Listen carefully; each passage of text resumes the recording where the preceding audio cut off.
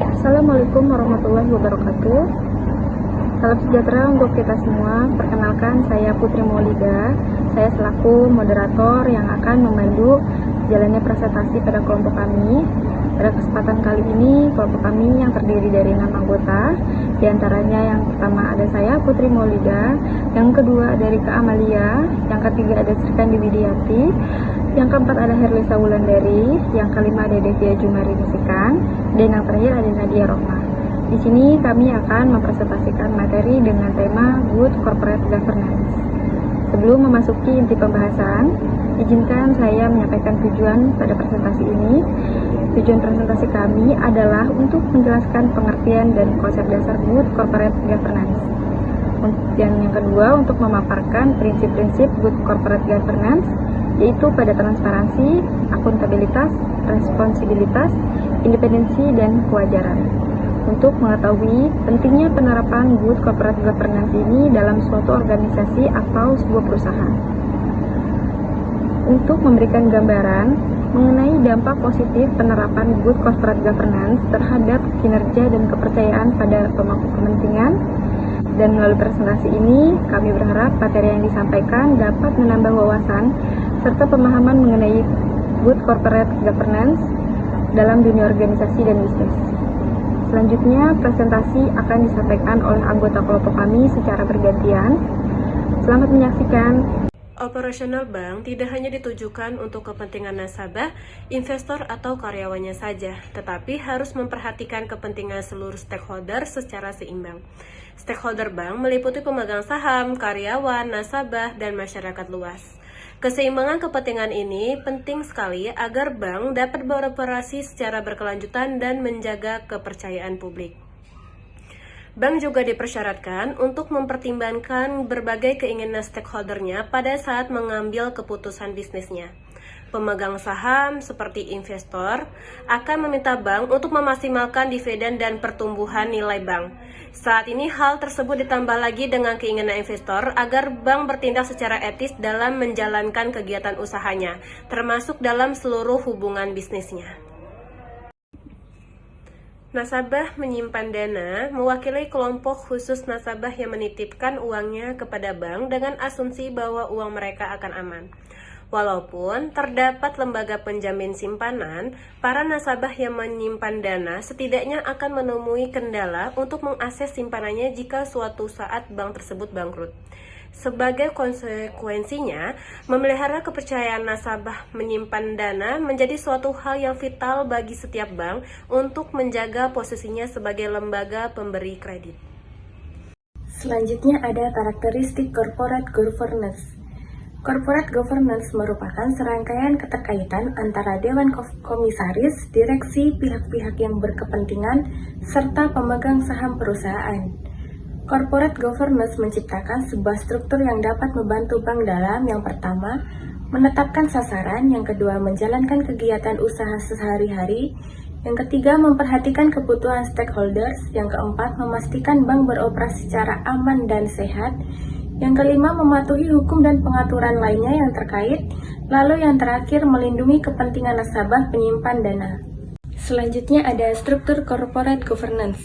Struktur corporate governance di bank sangat bervariasi dan tergantung pada budaya lokal, batasan hukum, dan perkembangan historis dari setiap bank. Aspek-aspek penting dalam corporate governance tersebut adalah yang pertama, pengawasan oleh dewan komisaris, direksi, atau dewan pengawas. Lalu yang kedua, pengawasan oleh pihak-pihak yang tidak terlibat dalam operasional.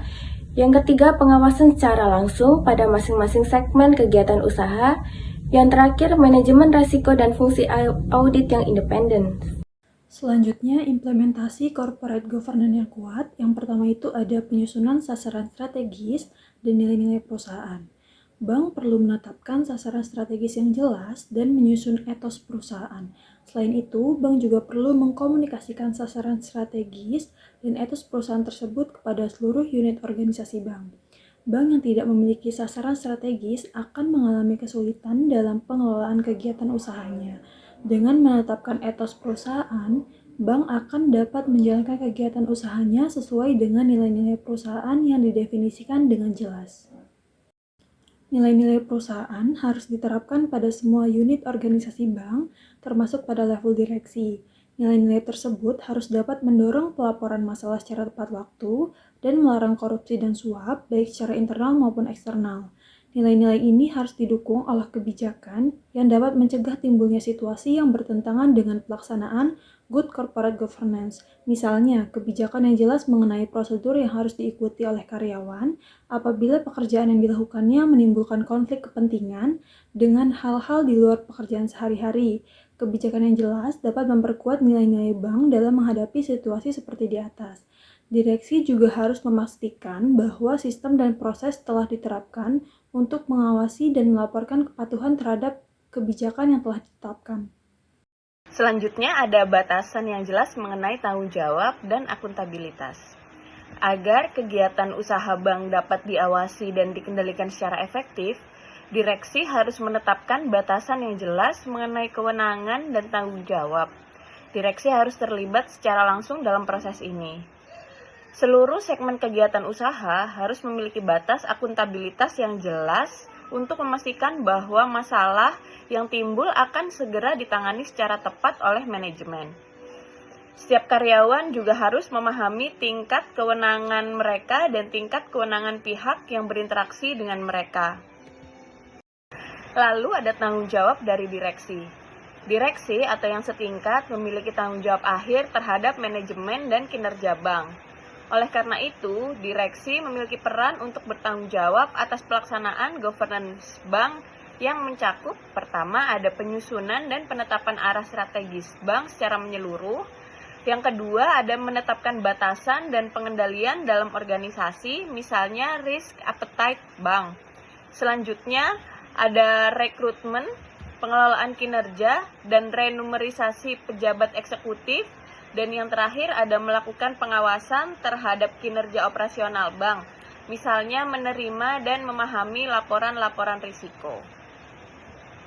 Selanjutnya yaitu pengawasan manajemen senior. Elemen penting dalam good corporate governance adalah kelompok pegawai yang bertanggung jawab menjalankan kegiatan usaha bank, yaitu manajemen senior. Manajemen senior harus memiliki pengawasan yang komprehensif atas para manajer lini di bawahnya, sebagaimana halnya fungsi pengawasan yang dilakukan direksi. Keputusan manajemen yang bersifat penting atau strategis harus dibuat oleh lebih dari satu manajer. Selanjutnya, peran auditor internal dan eksternal. Auditor internal dan eksternal memainkan peran penting dalam kerangka kerja corporate governance. Direksi harus menyadari bahwa tugas yang mereka laksanakan sangat penting untuk mendukung kelancaran tugas direksi. Hasil kerja auditor harus digunakan untuk memvalidasi informasi yang diberikan oleh manajer senior. Bank yang tidak memiliki sasaran strategis akan mengalami kesulitan dalam pengelolaan kegiatan usahanya. Dengan menetapkan etos perusahaan, bank akan dapat menjalankan kegiatan usahanya sesuai dengan nilai-nilai perusahaan. Semoga presentasi ini bermanfaat. Wassalamualaikum warahmatullahi wabarakatuh.